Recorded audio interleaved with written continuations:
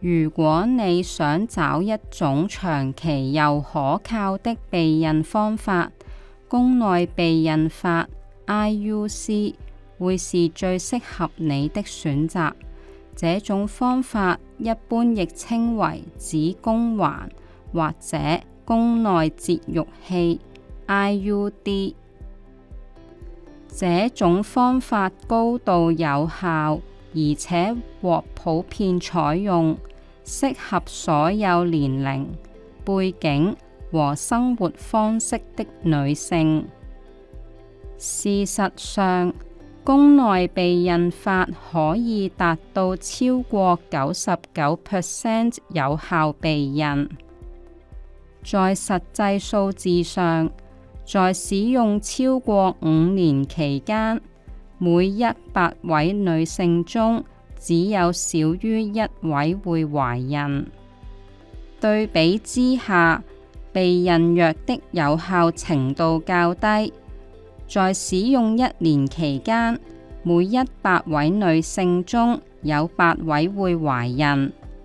宮內節育器其中一個最大的好處是在體內置入裝置後，你可以有幾年時間無需再考慮避孕問題。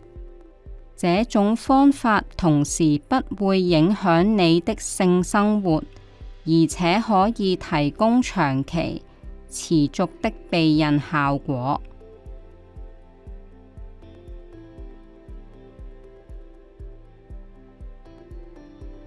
現時有2種宮內節育器可以配合你的需要，分別為荷爾蒙子宮環和同質宮內節育器，通常稱為同質子宮環。2種都是細小的 T 字型裝置，可以舒適地放在子宮內。由子宮環的兩臂固定位置。荷爾蒙子宮環含有一種稱為雌激素的荷爾蒙，這種荷爾蒙透過令子宮內膜變薄，同時令子宮頸的黏膜加厚，令精子難以進入子宮。對於需要有效避孕的女性，這是一種非常好的選擇，同時亦適合想治療經量過多，又或者在更年期間用作荷爾蒙替代療法 HRT 一部分的女性。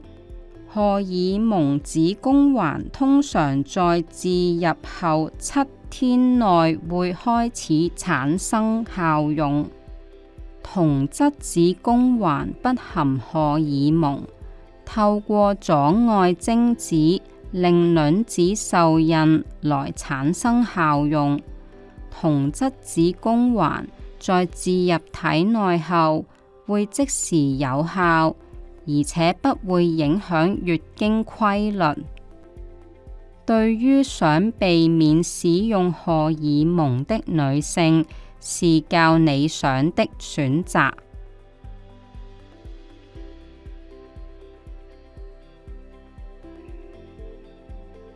2種宮內節育器都可以在月經週期的幾乎任何時間置入，只要當時你沒有機會已懷孕。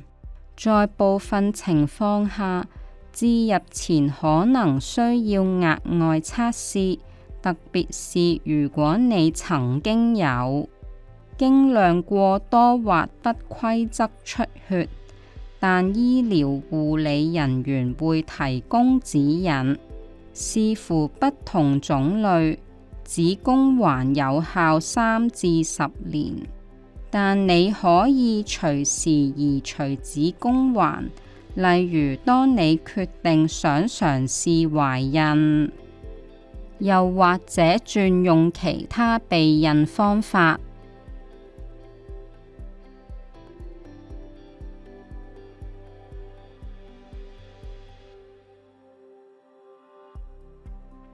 在診所預約期間，醫療護理人員會花時間查看你的病歷，回答你可能有的任何問題，並在置入子宮環前檢查子宮頸。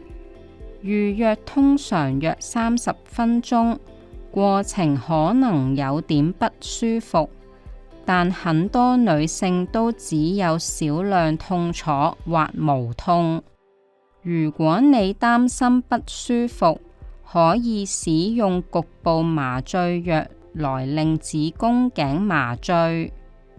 在置入子宮環後，部分女性可能會出現輕微出血或痙攣，就好像經痛一樣。建議在預約前吃一些小食或輕食，可以幫助你更加舒適。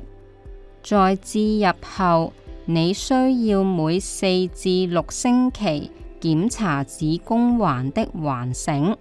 你可以容易地在陰道內輕輕觸摸到。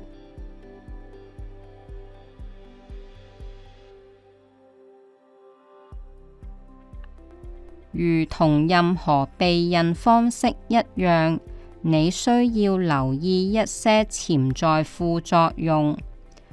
如果使用荷爾蒙子宮環，你可能會在最初幾個月出現無法預測的點狀出血或輕微出血。很多女性發現，在置入子宮環後，月經量會減輕或甚至完全停止。部分女性可能會出現輕微的副作用，例如頭痛、乳房觸痛或皮膚轉變，但通常會隨時間消退。如果使用同質子宮環，部分女性可能會出現經量輕微增加，或月經時間較長，又或者在2次月經期間點狀出血，特別是在置入子宮環初期幾個月。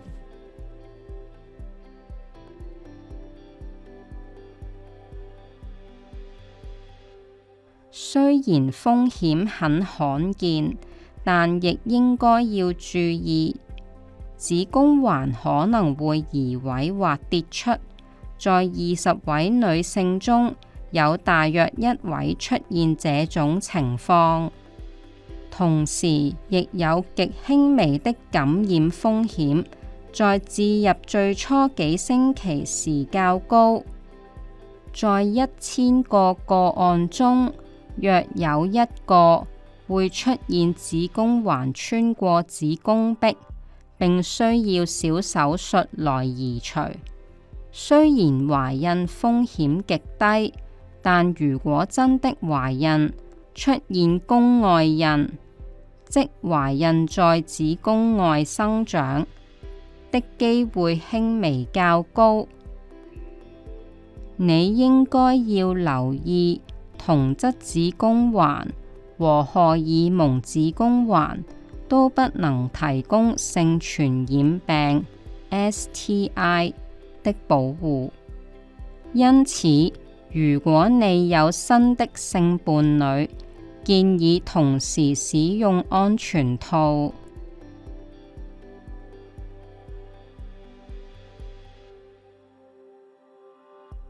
對於很多想有高度有效長期避孕方法的女性，宮內避孕法是非常好的選擇。